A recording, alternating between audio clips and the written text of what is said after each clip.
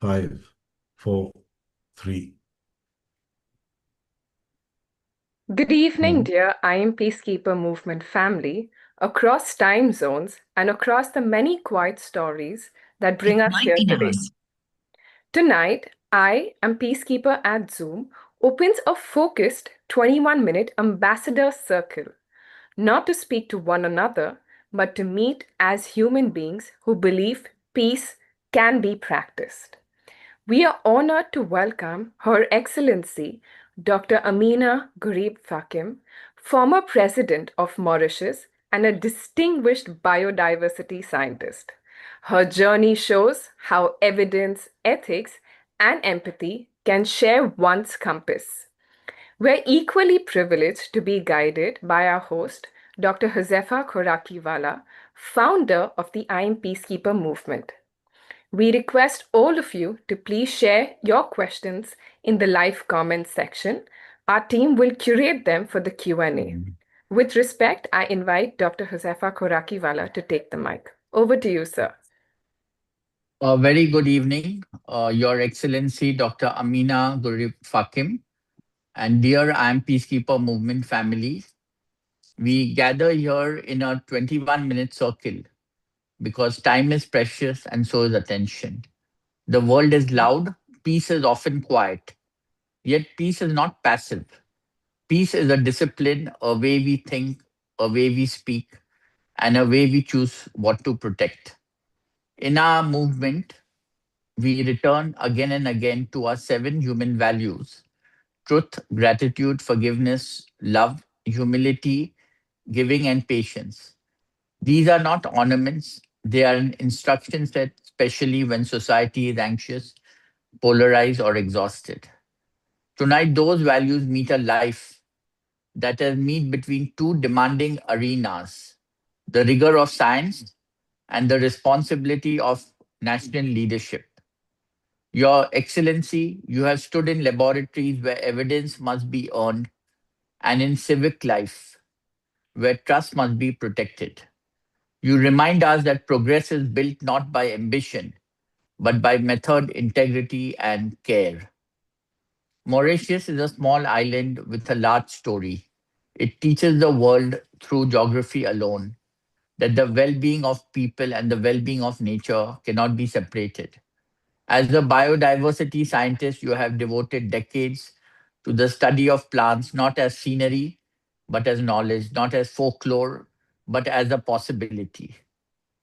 When you, Your Excellency, became the first woman elected as President of Mauritius, you carried that scientific temperament into public life, asking for evidence, insisting on education, and keeping sustainability close to the center of the national conversation.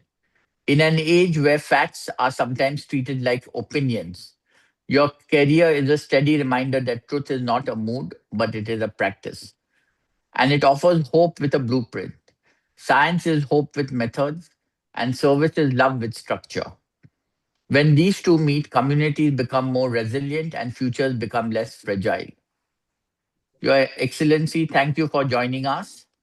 We look forward to your reflection on how knowledge becomes policy. And with gratitude, I warmly welcome you to I Am Peacekeeper at the Raid Zoom.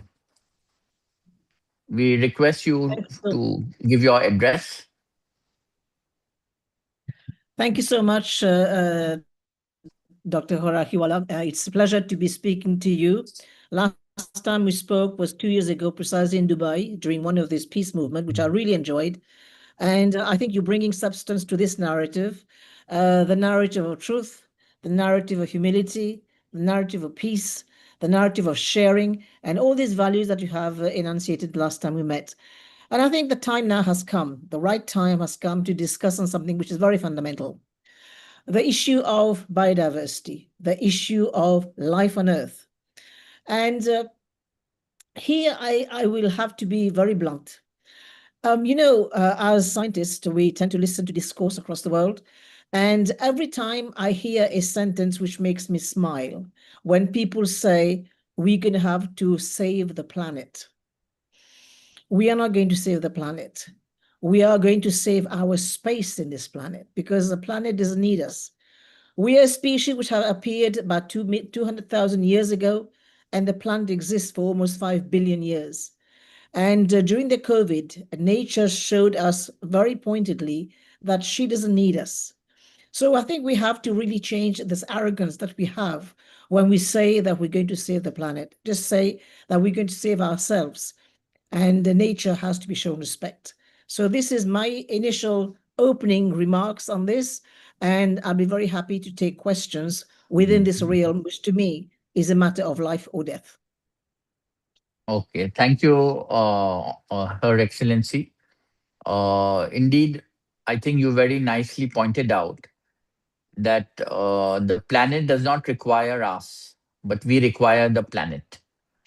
And my first question to you is, when politics becomes noisy, how does a leader protect the dignity of facts without becoming detached from people's emotions? You know, politics as an institution is a very important one. It shapes the policies precisely that us scientists need to deliver on what we have in terms of facts, in terms of figures. And whatever we find in the lab, whatever we find on the ground, we feed that into the policies that the politics actually bring to Parliament, have them enacted. But where we find that where there is a kind of dissonance, or rather there is a gap between the way the policy and also the scientists operate, and here I sit on both chairs, if I may use the word, because when I was a scientist, you tend to think that getting the facts right should immediately speak to the politicians because they would want to do something about it. But when you're on the other side, then you realize how maybe we have been very naive because politicians will read things that speak to them first. So if a politician, for example, you come and tell them that you have to save the planet, you have to save the environment, the first thing they will ask is, what's in it for me? Because I have to go back to the electorate and try and get elected. So what we'll have to show them is points where our ambition actually meet up with their objectives as well. And this is where the issue of speaking to them through very short narrative, through very short executive summary, if I may use the word, will matter. But I think we have to speak to the language where it matters to them so that they can actually take on our narrative and then deliver on precisely what we are putting forward in terms of facts and figures. Okay, thank you, Her Excellency. My next question is, what does ethical innovation look like in practice? Like, for example, credit, benefit sharing, protection against exploitation. So, since 1992 rather, there was no real movement in terms of addressing this common good, which is our biodiversity. 1992 became a landmark year because it was for the first time that there was a Convention for Biological Diversity where it really put our biodiversity within the sovereignty of each country. And this should make a difference. Unfortunately, so many years down the line, we're still not there. One of the key issues that came out was precisely the issue of benefit.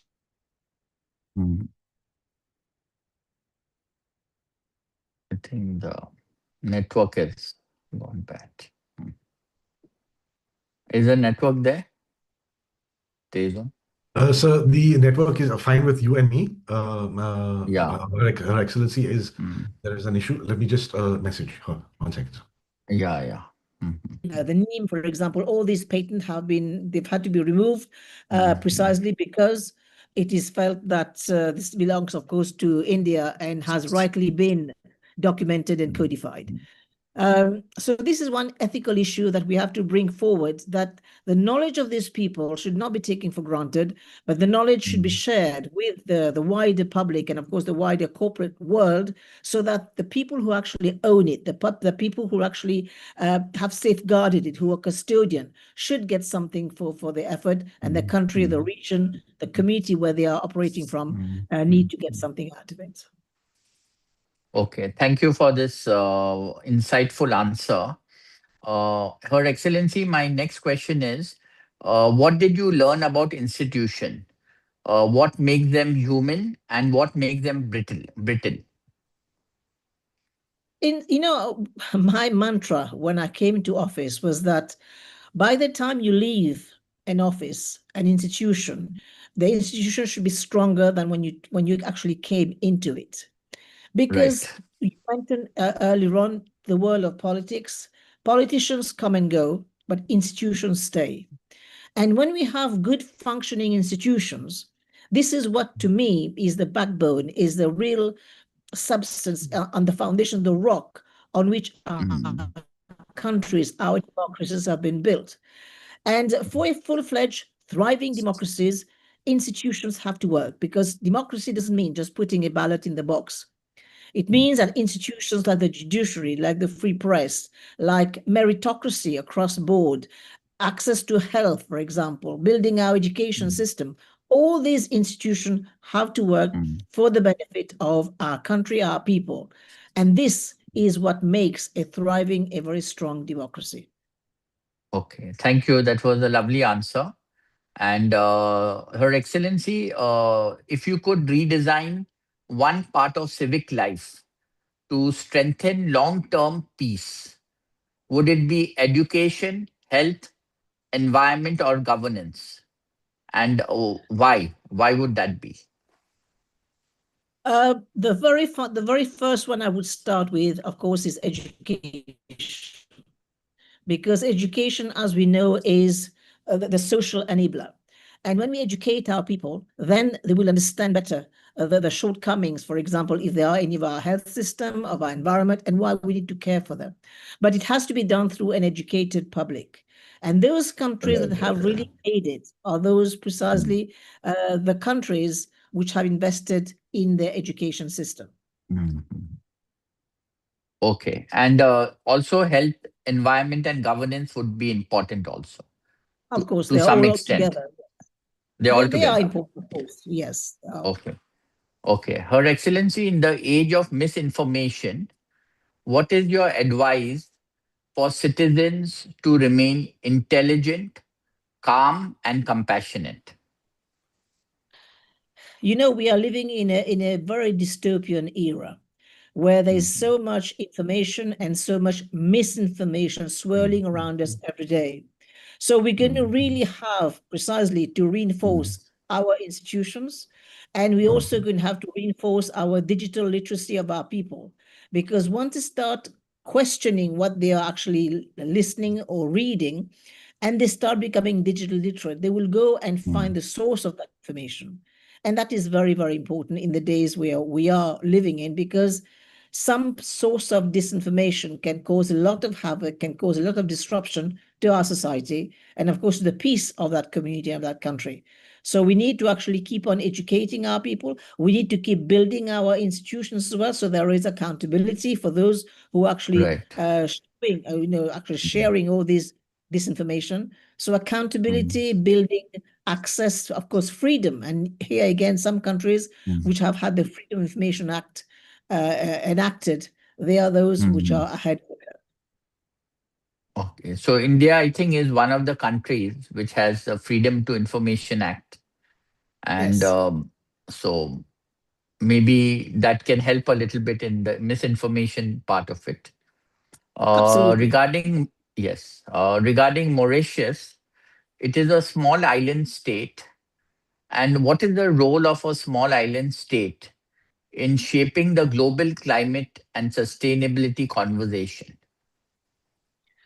There is a very interesting concept that small is beautiful. And small is beautiful. Because if you look at small island states, they occupy a very, very small percentage of the land surface area of our planet. And yet they provide a lot of our ecosystem services. Now, just to give you one example, we have the coral reef, which of course we are present in Mauritius, of course, in many islands. They occupy only 1% of the land surface, and yet they are home about 25% of biodiversity, feeding people, providing leisure, tourism, and so many economic activities. So this is where the biodiversity hotspots of the world, which of course embrace the small islands, make a big difference. Right. Yes, Her Excellency. Neha, do you have any questions from the audience? So I've got actually some wonderful supporting comments that have come. A lot of people have felt that peace is the way that we need going forward. A person has said it's an excellent peace conclave movement which is needed by the future in the world. Wonderfully explained by Dr. Ameenah. And there are lots of supporting comments that we've received in the chat, but no questions so far. So I think a lot of people are on board, on sync with everything that we are discussing. Okay. Her Excellency, we would like you to give one message to the I Am Peacekeeper who are part of the movement, the I Am Peacekeeper. Maybe one slogan or one proverb or something, if you can tell us. I would be, again, that goes back to my training as scientists. We need discipline. We need rigor. And I think through discipline, through rigor, and through respect, we can really shape our world towards a more peaceful and a more disciplined, a more meritocratic world that we hope to live in very soon. Because right now it's very noisy, it's very disruptive, and it's precisely one of the key elements is the lack of respect. So let us show more respect, let us show more discipline to our institutions, and let us also be a peacemaker. And we can do that. So that's a lovely message. More disciplined, more respect. And I think with discipline, you can do hard work and economic progress. And with respect, you create a more loving and compassionate world. So it's a very lovely message. I think we will end our Zoom call over here. So I will just give a vote of thanks. Your Excellency, Dr. Ameenah, thank you for lending us a rare combination, the patience of science and the courage of leadership. Tonight, you reminded us that peace is not only the absence of conflict, it is the presence of care for truth, for education, and for the living world that feeds us, heals us, and holds our future. As I Am Peacekeeper movement, we remain committed to the 7 human values. And may our minds stay curious, our actions stay human, and our choices stay worthy of the generations who will inherit what we protect. With respect and warmth, we close this ambassador circle in global justice, love, and peace. Thank you, Her Excellency. It was an honor and a pleasure to have you on our Zoom call. And we wish you and we pray for your long life, good health, and may you have a lot of strength to do the good work that you're doing.